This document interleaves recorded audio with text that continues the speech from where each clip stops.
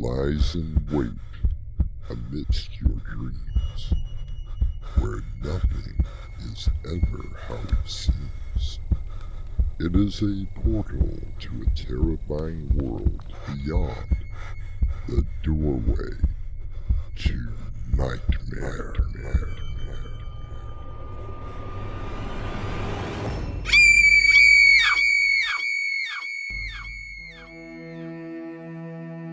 Come in. Welcome. I'm your host, Artemis Black. Comedian and author Groucho Marx once said about his book, Beds, quote, "The most important things in life happen in bed. You're born in bed, you die in bed. Almost a third of your life is spent in bed."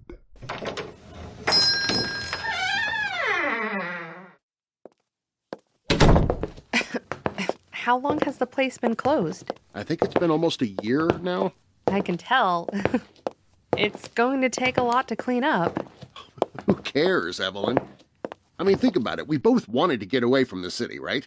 Your job wasn't going anywhere, no upward mobility for you, and, well, I haven't had as much as a single article published in at least 6 months. I know, Harold, but you never told me about an Aunt Gladys. That's not my fault. I didn't know I even had an Aunt Gladys until the lawyer called us up last week. And she ran this antique store for how long? 50 years, according to him. Whew.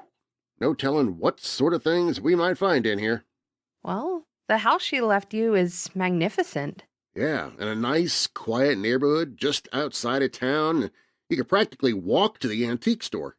At least we have a place to live. And a business, if you want it. Or we could sell the whole thing and… Are you kidding? I love old antiques. And having our very own store? Okay. We'll keep the antique store. Hello? Anyone minding the store? Well now, welcome to our first customer. I'm Harold Anderson. This here is my wife, Evelyn. Honey, we haven't even opened yet. No need to worry, Mrs. Anderson. I'm Cyril Baker, the town sheriff. Oh, well, Sheriff, we weren't breaking in or trying to… Now, don't start sweating, Mr. Anderson. The whole town knows you two have moved into the old Marshall place. Believe me, not much happens around here the folks don't know about. No secrets in a small town, hey, Sheriff? Well, maybe a few, but not many. So you folks gonna open the store before the tourist season? That's the plan, anyway. First, we have to take an inventory. We have no idea what's in here. Well, I'll get out of your hair. Good luck to both of you. Harold? Harold, come back here for a sec. Well, what's going on? Sounds like you found the Holy Grail. Look what I did find. You look at that. That has got to be over 100 years old. But what do you think? Well, it is a great piece, but yeah, that's going to take a lot of cleaning up. I mean, there's no telling how long it's been back here. A beautiful, handcrafted 4-post bed. It would be perfect for our bedroom. That sure would beat sleeping on the sofa bed. How long do you think it would take to clean up? Oh, I don't know. Maybe a couple of days. Then you like it? Of course I do. Oh, man, a lot of work went into this bed, too. Yeah, naturally, we're going to need to grab a new mattress for it. Are you positive? What do you mean, am I positive? It's an old bed. Of course we need a new mattress. Sit down on it. That is weird. I mean, it almost feels like it's brand new. Maybe it is. Maybe old Aunt Agatha bought a new mattress in hopes of selling it. Well then, thank you, Aunt Agatha, and Mrs. Anderson, it looks like you found a nice, comfortable bed. Shall I wrap it up and have it delivered?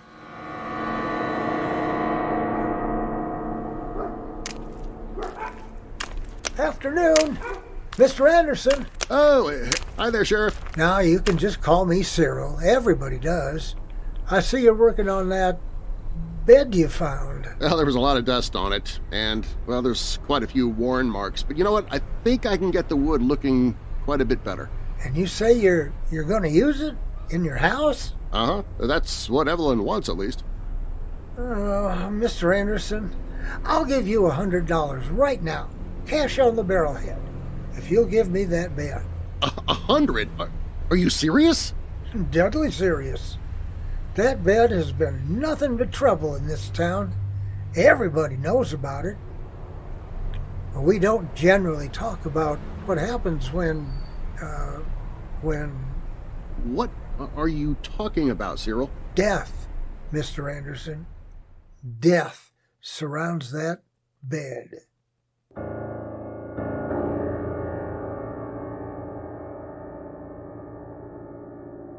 Oh, bed. Oh, bed. Delicious bed. That heaven upon earth to the weary head, wrote the poet Thomas Hood. And while most of our time here on earth is spent in bed, there are times when one has to rise and face reality. I'll return shortly with Act 2. If you'd like to support us, visit our merchandise store. T-shirts, caps, mugs, and so much more. Visit doorwaytonightmare.com today.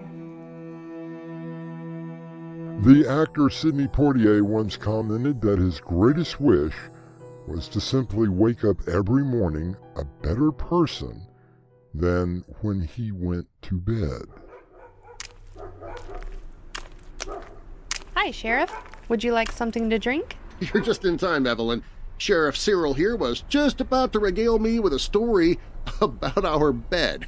It's not a laughing matter. You should know the history of that bed before you put it in your house.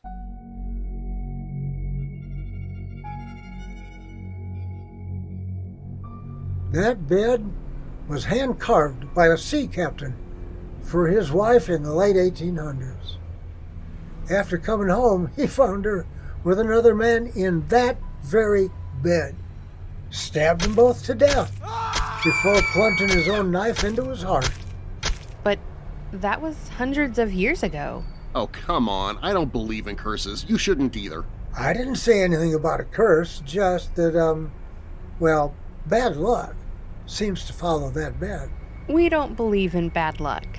We try to make our own luck. Laugh all you want, but the facts bear me out. And pray tell, what facts are these? That bed was put in storage for a long time before being bought at an auction around 1970.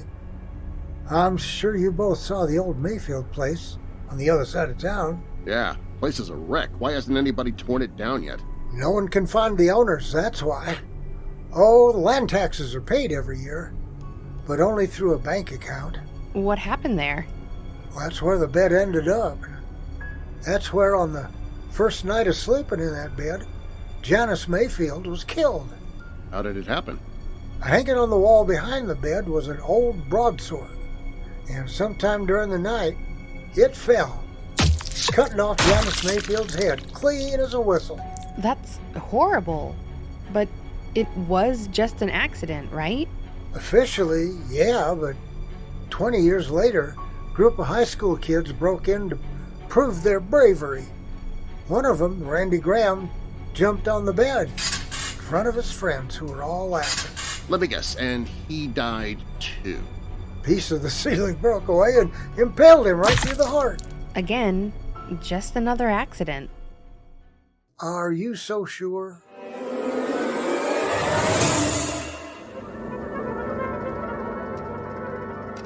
Well, took some doing, but I finally got the bed together. What do you think? It looks nice, I suppose. Come on, Evelyn. You were the one who wanted it so badly. Well, ta-da! Now you have it. And it's all cleaned up. I was just thinking about... Whoa, stop right there. I know where you're going with that. You said it yourself. Only accidents. Remember?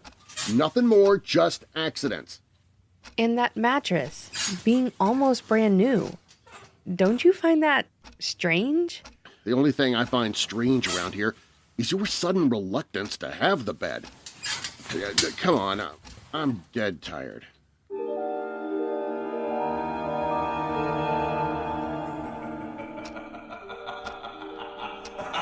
Who are you? What do you want? No! Where am I? Harold? Harold, are you there? Harlot! You slut! Harold, put down those scissors. Harold? You thought I didn't know? Strumpet! Please. Tramp! Harold, no! You tramp! Harlot! You slut! You slut! Tramp! Strumpet! Tramp! You tramp!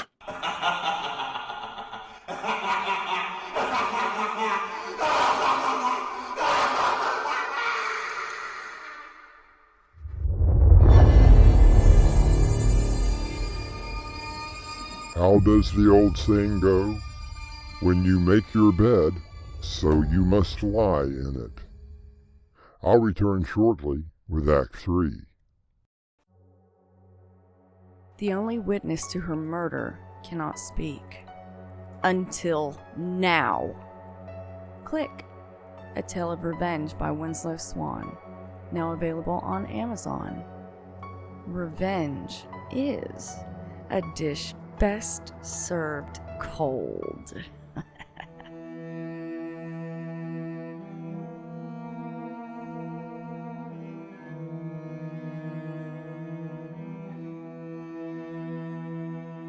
Charles Bukowski once remarked, "I don't remember going to bed, but in the morning, there I was."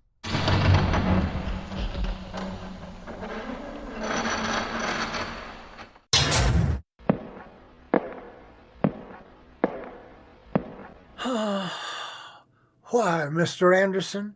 Why did you do it? Cyril, I'm telling you the truth. I don't know why. All I remember is seeing the bloody shears in my hand and Evelyn. Evelyn. No, it's going to be okay, but why did you not plead temporary insanity? I wanted the death penalty, Cyril.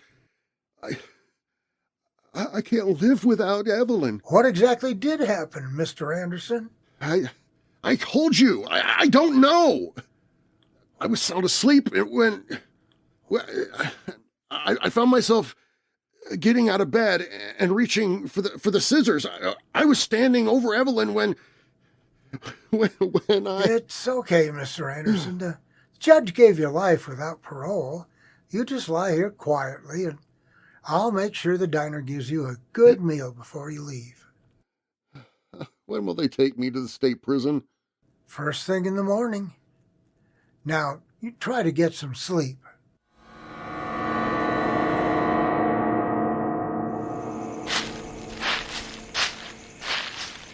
I don't understand, Cyril.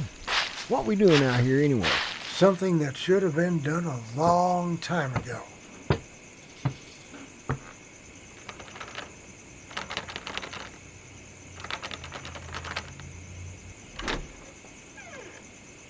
Isn't this considered breaking and entering? You can add theft to that as well.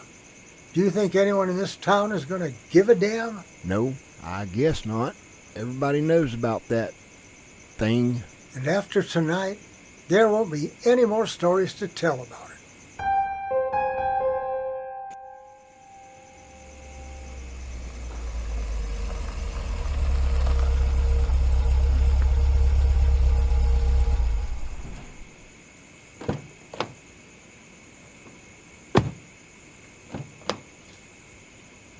Are you sure you got it all?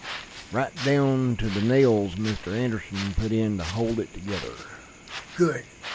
Bring all of it over to this pit. It's almost 11:30. I want to be out of here as soon as possible. You got the gasoline? Right here.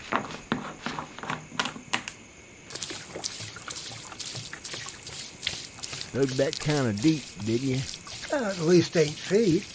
By the time we get through, there won't be anything left of that bed.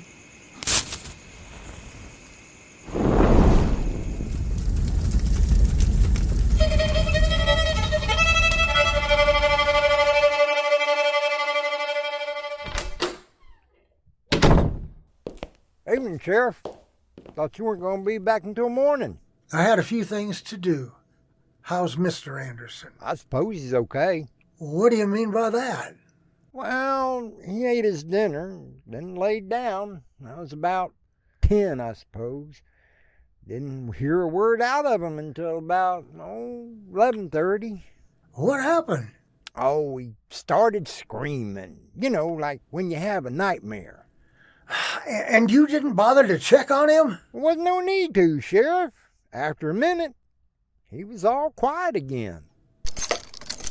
Come on!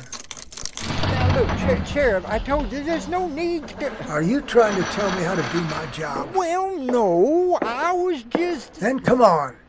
Mr. Anderson! Mr. Anderson, you okay back there?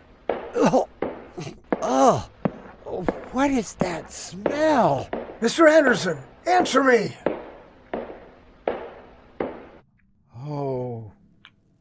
Oh my God.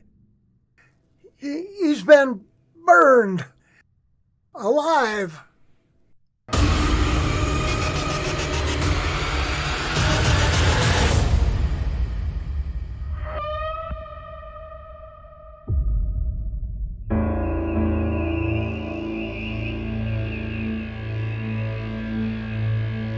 The official verdict was immolation by fire, although nothing could be found that would have set Harold Anderson ablaze. And the fact that it happened at the same time that Cyril burned up the bed was not lost on the sheriff. It seems that the town had one last story to tell about the bed. I'll return in a moment. If you'd like to support us, visit our merchandise store.